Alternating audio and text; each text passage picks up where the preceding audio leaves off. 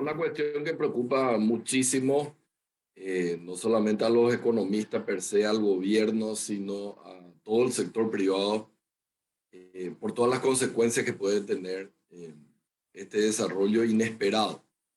Un poco para hacer historia, hasta el mes de noviembre las lluvias venían muy bien. Se pensaba de que los pronósticos que alguna vez se habían dado respecto a la niña iban a estar erradas.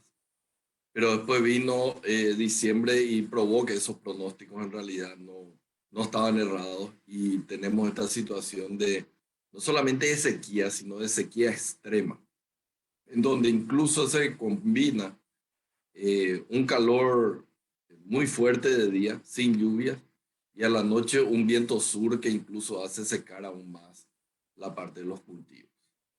Entonces, ¿qué esperamos para este año? Bueno, tenemos que empezar a revisar nuevamente los pronósticos que habíamos hecho hace poco tiempo. Apenas en el mes de diciembre nosotros habíamos dicho de que el Producto Interno Bruto de Paraguay iba a crecer un 4% este año. Y básicamente ese pronóstico está totalmente desfasado con todo lo que ha venido ocurriendo recientemente. Y la pregunta que nos hacemos, bueno, entonces si no es 4%, ¿cuánto va a ser? Y desafortunadamente tampoco podemos decir cuánto va a ser, porque en la medida en que no llueva, va a seguir deteriorándose las pocas plantas que hasta ahora están sobreviviendo al intenso calor. Entonces, tenemos que esperar un poco más para saber finalmente cuál va a ser el impacto final que va a tener esta sequía en el Producto Interno Bruto de Paraguay.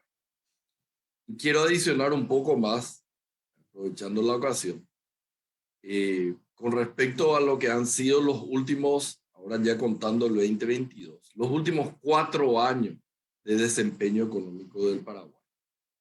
Tuvimos 2 años seguidos de recesión, uno por la cuestión de sequía y después inundaciones, fue 2019, tuvimos el año de la pandemia.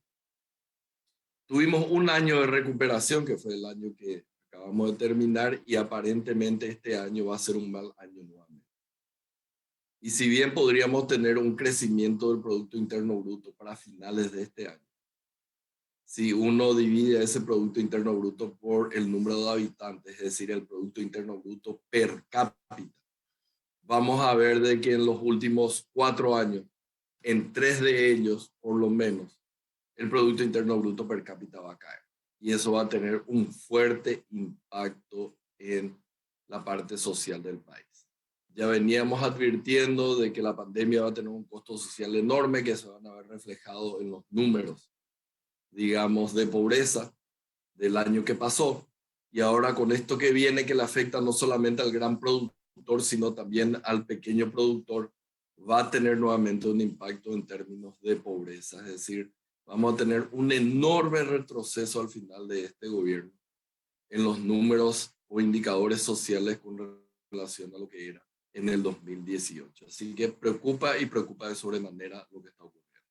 Y de hecho, el Banco Central, por ejemplo, ya salió a flexibilizar un poco su regulación de tal manera a facilitar el refinanciamiento, digamos, de la deuda que tienen estos productores agrícolas con el sistema financiero regulado y formal.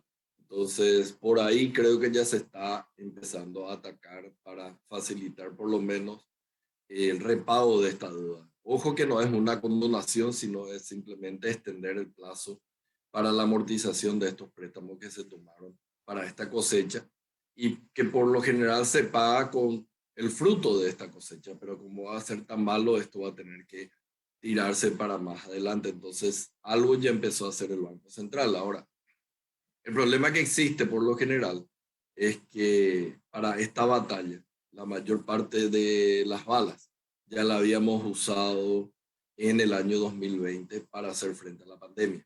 Es decir, en el caso de Paraguay, no solamente en el 2020, sino en el 2019 también ya se empezó a usar cuando se tuvo esa recesión, la primera recesión, y se empezó, digamos, a subir el déficit fiscal por encima de lo establecido en la ley de responsabilidad fiscal. Se vuelve a repetir en el 2020, se vuelve a repetir, aunque con un nivel menor en el 2021. Entonces, esa parte de una política fiscal contracíclica por la coyuntura que se ha vivido en el 2019 y 2020 no tiene mucho espacio de maniobra. Entonces, ahí vamos a tener que ser muy cuidadosos porque la verdad no existe demasiada capacidad a menos que querramos salirnos del carril de éxito que hemos tenido hasta ahora en el manejo de la política macroeconómica.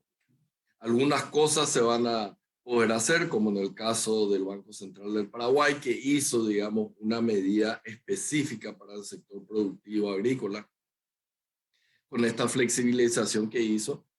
Pero ojo que no es necesario, acá es un problema de un sector que es cierto, tiene muchas ramificaciones en la economía paraguaya, pero hay que tener mucho cuidado en hacer una política contracíclica demasiado generalizada que simplemente va a terminar perjudicando la sostenibilidad fiscal. Ahí a mí me preocupa que salgamos con algún tipo de receta mágica. Yo creo que es un mal año, pero así como ocurrió anteriormente, 2010, 2009, 2012, ese mal año por lo general viene seguido por un buen año. Entonces, hay que flexibilizar algunas cuestiones, pero sin perder el norte de tener una macro ordenada. Y nosotros estábamos en camino, digamos, de volver a poner en orden esa macro que se había salido de su carril 2019-2020. Entonces, por la parte del sector financiero, yo creo que ya está. Por la parte fiscal, hay muy poco espacio. Yo creo que el gobierno lo que debe hacer es tratar de seguir ajustando la parte de gastos corrientes y si le queda algún espacio, mantener los niveles de ejecución de la obra pública y con eso va a ser suficiente para atenuar de alguna manera. Nosotros no vamos a poder evitar el golpe que va a significar esta sequía que tenemos este año. No tanto por el efecto directo que tiene el sector agrícola en el PIB, que si uno ve las cuentas nacionales es alrededor del 10% del sector primario en términos del PIB, pero las muchas ramificaciones, por ejemplo, en transporte, en la parte de fertilizantes, en la parte mismo del sector financiero, entonces los efectos indirectos son muy importantes. Y si uno mira los números, se ve de que un mal año agrícola significa básicamente un mal año también para la economía paraguaya. Tal vez no tanto como antes, en donde se caía 10 en el sector agrícola y teníamos una contracción de 3 en el PIB. Pero así como en el 2009, 2012, probablemente podemos correr el riesgo de tener una nueva recesión, pequeña recesión, pero va a ser finalmente una recesión en términos de crecimiento del PIB. Evidentemente, el impacto que va a tener la sequía sobre las cuentas fiscales no se puede negar. Es decir, va a haber menor recaudación de impuestos. No solo por lo que paga de repente el agro de forma directa, sino indirecta, como habíamos hablado. Si hay menos actividad financiera, si hay menos transporte, si hay menos ventas de fertilizantes, si se utilizan menos o se compran menos maquinarias, todo eso finalmente termina impactando en las recaudaciones tributarias. Entonces, si uno quiere mantener un cierto déficit, que es simplemente la diferencia entre ingresos menos gastos, al caer los ingresos vamos a tener que reducir también parte de los gastos para mantener el déficit fiscal como teníamos previsto inicialmente. Entonces, de alguna manera, no existe demasiado espacio como para hacer gastos extraordinarios y por el contrario, la menor recaudación tributaria va a implicar de que el fisco va a tener que ajustar incluso los gastos que ya estaban previstos en el presupuesto de tal manera a que el déficit se mantenga bajo control.